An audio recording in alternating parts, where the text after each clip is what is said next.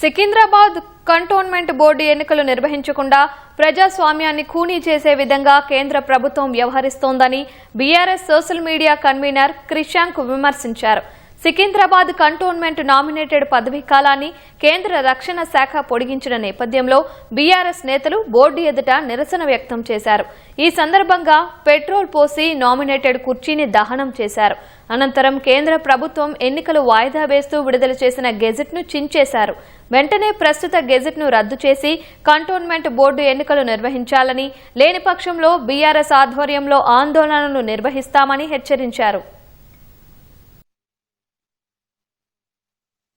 ఇక్కడున్న కంటోన్మెంట్ ప్రజలు ఓట్లేసి వాళ్ళ ప్రతినిధులను ఎంచుకొని ఇక్కడున్న సమస్యలను ఆ ప్రతినిధుల ద్వారా పరిష్కరించుకుంటారు. కానీ ఇవాళ కంటోన్మెంట్లో ఎన్నికలు లేవంటే దాని అర్థమైంది, ప్రజాస్వామ్యమే లేదు.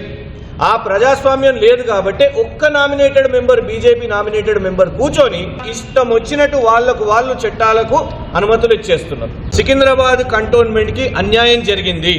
సికింద్రాబాద్ కంటోన్మెంట్ బోర్డు ప్రజలకు అన్యాయం జరిగింది. ఇవాళ అసలైన సికింద్రాబాద్ కంటోన్మెంట్ బోర్డు ఒకవైపు రాష్ట్ర ప్రభుత్వం ఏమో మల్కాజ్గిరిలోకి నెట్టేద్దామని అనుకుంటుంది, కేంద్రంలో ఉన్నోళ్ళేమో విలీనమే చేపట్టారు, ఎన్నికలు కూడా పెట్టారు.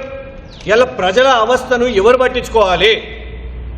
అందుకే ఈ కంటోన్మెంట్ బోర్డు కుర్చీ ఏదైతుందో, ఈ నామినేటెడ్ పదవి కుర్చీ ఏదైతుందో, కంటోన్మెంట్ ప్రజలుగా మేము దీన్ని తిరస్కరిస్తున్నాం. ఈ నిర్ణయాన్ని కేంద్రంలో ఉన్న బీజేపీ మళ్ళొకసారి ఎక్స్టెన్షన్ ఇవ్వడాన్ని ఇవాళ మేము తిరస్కరిస్తున్నాం.